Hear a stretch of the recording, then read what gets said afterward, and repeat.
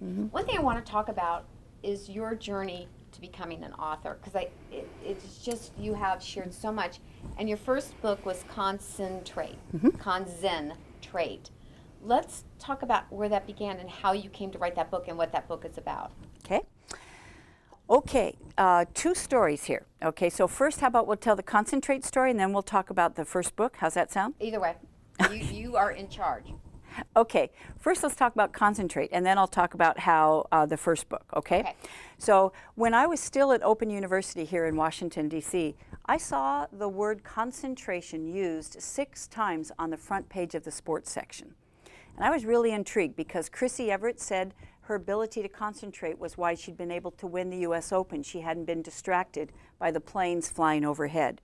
And a golfer had missed a gimme putt on a sudden death playoff hole because he'd been distracted by the clicking cameras. And I thought, we all wish we could concentrate better. I have never seen one book on that topic. I've never heard anyone speak about it. And I decided, instead of farming that out to someone else, that I was going to develop that course. So I started interviewing people who were good at concentration, athletes, executives, artists, and so forth. And I would ask, did anyone ever teach you how to concentrate? You know, what do you do if you lose your concentration? How do you set yourself up for that peak performance state of flow? I did a presentation, 16 people came up afterwards and said, please come speak at our convention or for our corporation, and that started my speaking career. So that's kind of how I started professional speaking. And then how I did write a book on concentration. However, what really started my career as an author and helping other people get their books out of their head and into the world was I helped start the Maui Writers Conference. And at our very first Maui Writers Conference, and many people feel that for 17 years was the best writers conference in the world. What Cannes is to the film industry, Maui Writers Conference was to the publishing industry. So at our very first year, I'm running around making sure all the sessions are on time. And I come into Michael Larson's session, one of the big agents. He wrote the book on how to get an agent, do a book proposal. And he's saying, titles sell books. He said, if you have a good title, you can get a 6-figure book deal. And someone in the audience said, well, like, what's an example of a good title? And he said, Tung Fu is the best title I've heard in 10 years. Who came up with that? Well, I had, yep. And I had an epiphany. Setting them up. Yeah, thank you, Cynthia. Is that I had an epiphany. I went out and I plopped down in a chair because it was like something had hit me upside the head. Because I'd been speaking on Tung Fu at that point for several years. However, I didn't have time to write a book. See, I'm a mom, I'm jumping on planes, I'm speaking. Who has time to write a book? I had always seen it as if I was going to write a book, I needed a big block of time so that I could, you know, dedicate myself to it. And my epiphany was, the more I speak, the more I'll speak. If I'm going to be a visionary on behalf of my career, I will actually put pain speaking aside for 3 months, if necessary, and invest myself in producing the book, because the book will drive my career and scale it more. Because see, if I speak 500 people in the room, you write a book, it just can go international. Now it's out to 50,000 people instead of 500 people. Furthermore, it gave me an opportunity to be the quality of mom I wanted, because at that point, it was almost an either-or situation. I was getting a lot of opportunities to speak that I was turning down because I didn't want to be on the road all the time. So it was this constant conflict, this tug, tug, tug. Writing gave me a chance to be home. So I was home when the boys came home. You know, I was there on weekends. So that's how I wrote the book Tung Fu and started my really big career as an author. I think that is so compelling. I mean, sometimes, because we always say, what can I take off the plate?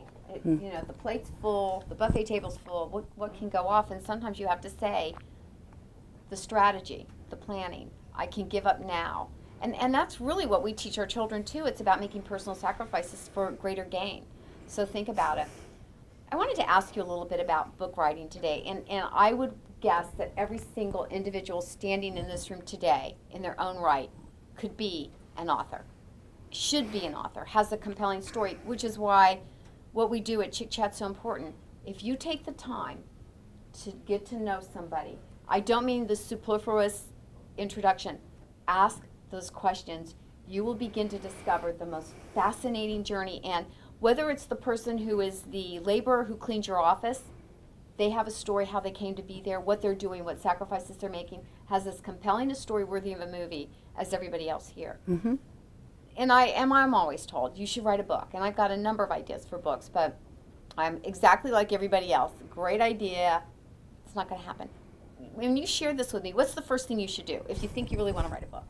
Can we turn this into a 3-minute mini exercise? Everyone have paper and pen in front of you. You want to strategize your own book right now? Okay. Come on, we're writers. Annie Lamott said you gotta ink it when you think it. Writers get to live life twice, so let's jot the thought while it's hot.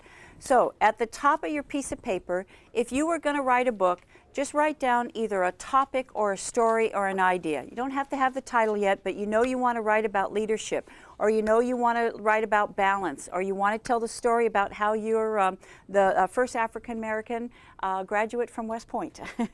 So are you, okay, so see, write down at the top what you'd like to write about. Now, Cynthia, come on, we're going to do this for you. Get this woman a piece of paper. Here, there's my pen. Okay. All right. So you've got at least an idea. You've got an idea on which you can hang a book. So now would you please put 6 P's on the left-hand column? P, P, P, P, P, etc.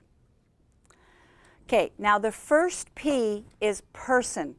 The first P is person, because when I work with clients, most people are speaking or writing to a demographic.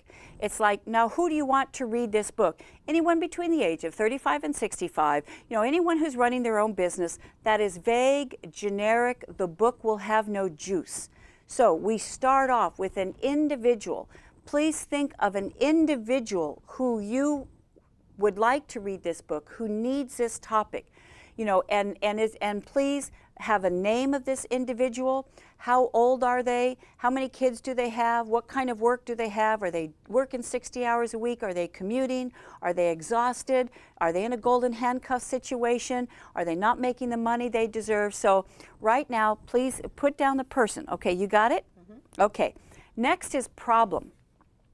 Please put that person in bed at night and they can't sleep and they're staring at the ceiling. Now please start writing out in dialogue, with the word I. Okay, now we're going to do this with you. So okay. Who's your person? Well, I thought about it. There are a lot of women in this room, but I put Marissa Levin. Okay, wonderful. Now, in 30 seconds or less, paint a picture of Marissa Levin so they know exactly who she is. Marissa Levin is the CEO of Information Experts. She is a prolific writer. She is out there. She's also working on a book, and she's enamored and fascinating with exponential growth, with going beyond herself, with being the best you can be, and then sharing that with other people. Mm-hmm. Good. So now let's put Marissa in bed at night and she cannot sleep because she's frustrated by something. She doesn't know how to do something. She's worried about something. She wants to move in this direction. However, there are barriers to entry. Now start talking out loud like Marissa would. Like, I can't believe this. I don't know how to do this. So talk out loud like you're Marissa. If I'm Marissa, I have a wonderfully successful company, but I want more. I want to do more. I want to affect change. I want to become the example in my community for what we're doing in business and reshape and reframe and be positioned for new opportunities when they come along. Excellent. Now, and we're going to go to a problem, because what I find is that most people who try and write books are higher order. They want to know how to improve your financial future. They want to improve their leadership. They want to improve their health. Who knows about Maslow's hierarchy of needs? Okay, could someone please explain what Maslow's hierarchy of needs is? Please, and your name for the camera. Kathleen Mullins. And Maslow's hierarchy of needs suggests that you need to take care of the basics like food and shelter before you get to the higher order things. And at the very top is self-actualization. Who am I? What am I going to be? How am I going to change the world? But you have to cover the basics in life, food, security, and before you can get to the higher order things. And it's Kathleen? Yes. That's brilliant. You want to go on the road? So see, she's absolutely right. See, the basic survival needs of food and water and shelter, people cannot operate at self-actualization if they're worried about their house getting foreclosed, or if they're thinking, I don't have money to put my kids through college, or it's like, I think I may get laid off next week. So see, that's why we go to problem. Because if we go to the problem, that's actually the opening copy of our tell and sell description. That actually goes on our website. That goes on the flap copy of the book. Because you would start off by saying, do you ever lay awake at night wondering, you know, it's like, I'm already running a, you know, multi-million-dollar business, but I'm not satisfied. I know I can do more, but I feel ungrateful for feeling ungrateful. You know, it's like, and how am I going to be a quality mom? You know, if I'm going to, you know, it's selfish for me to want to do more, you know, because I should be satisfied with what I have. So see, you go to all the problems, right? Okay, now, next P is premise. Premise. Your premise is, it doesn't have to be that way. There's a better way. There's a more productive way, there's a more contentful way, a happier way, a more efficient way, more profitable way. So see, now for Marissa, you're seeing Marissa in this state of angst. She's very successful. She's running a $10 million business, yet she wants to do more, yet she's very conflicted because it seems like writing the book means she's got to go away for a week and now she's not home with her kids. She feels bad, bad mommy, bad mommy.